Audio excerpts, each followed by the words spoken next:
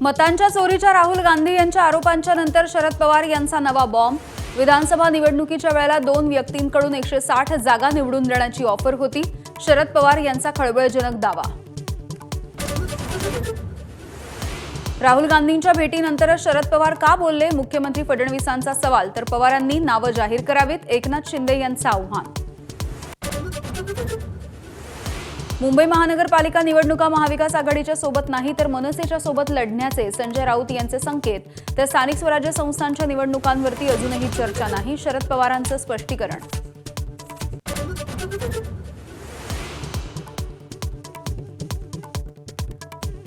शरद पवारांच्या राष्ट्रवादीची नागपूरमधून मंडल यात्रा सुरू। तब्बल 31 वर्षांच्या नंतर पवारांकडून पुन्हा एकदा मंडलच्या राजकारणाला हात। ओबीसींना अजून न्याय हक्क मिळाला नसल्याचाही आरोप।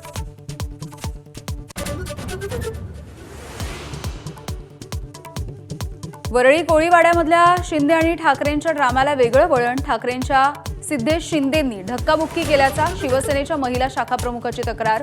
महिलेवरती केईएम मध्ये उपचार सुरू।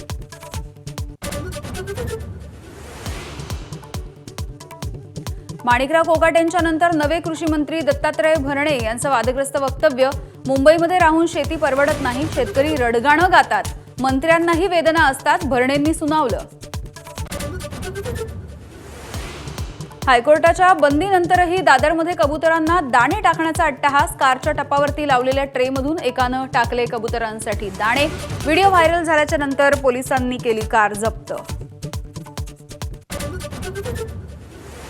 राज्यभरातल्या 26 लाख लाडक्या बहिणी चौकशीच्या फेऱ्यात। वेगवेगळ्या निकषांच्या आधारे लाभार्थ्यांचे अर्ज आणि पात्रता तपासली जाणार।